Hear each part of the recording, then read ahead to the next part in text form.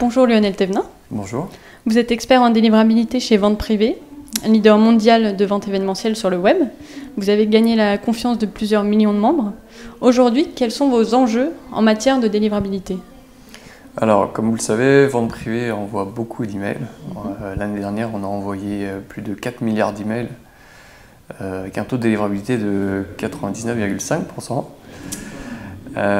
Donc notre enjeu principal, c'est que nos emails aboutissent dans les boîtes email de nos membres. Ça, c'est l'enjeu principal. Ça a beaucoup d'implications, beaucoup de problématiques techniques à résoudre et aussi des problèmes plus du côté marketing. Notre second enjeu, c'est de préserver la réputation de notre domaine et de nos IP expéditrices, parce que nous sommes notre propre routeur, donc c'est vraiment un enjeu fort. Et le troisième enjeu pour moi, c'est aussi conserver une bonne hygiène de base, bien traiter les quarantaines, nos membres qui tombent en quarantaine, bien traiter les désabonnements, les plaintes, tout ce genre de choses. D'accord.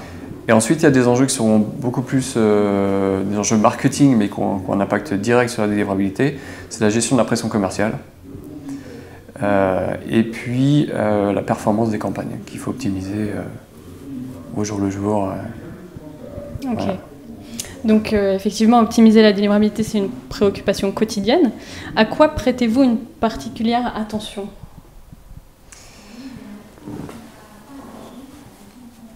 Je dirais tout. Est-ce que tout se joue lors de la collecte ou pas seulement? Non, alors la collecte, c'est, on va dire, c'est un préambule. C'est effectivement quelque chose qui est extrêmement important. Il est important de faire du double opt-in ou d'avoir des personnes qui s'inscrivent vraiment volontairement à nos communications.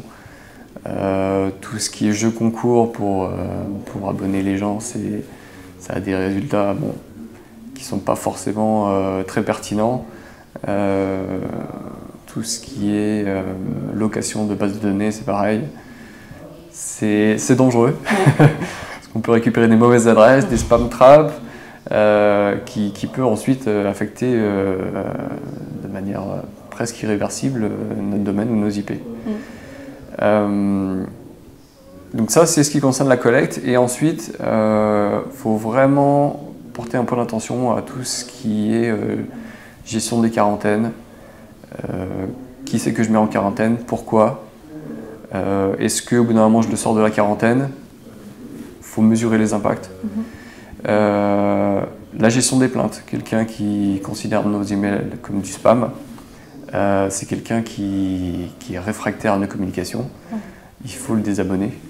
Ou il faut essayer de changer de dialogue avec lui pour peut-être comprendre pourquoi est-ce qu'il refuse nos communications. Peut-être que d'autres formats seraient plus adaptés. Voilà, ça c'est vraiment quelque chose sur lequel on travaille au quotidien. D'accord.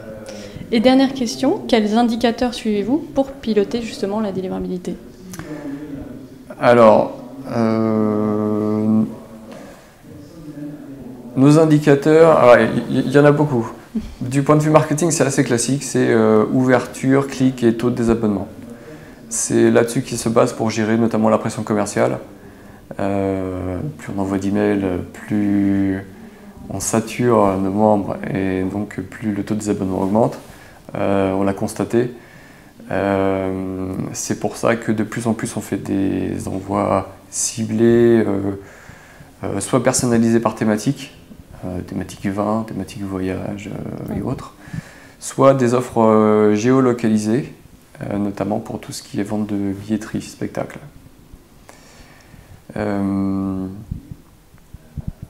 Voilà. D'accord. Mais je vous remercie beaucoup en tout cas. Après c'est vraiment du domaine technique. Nous, on a des indicateurs de délivrabilité, des taux de réputation d'IP qu'on suit évidemment régulièrement.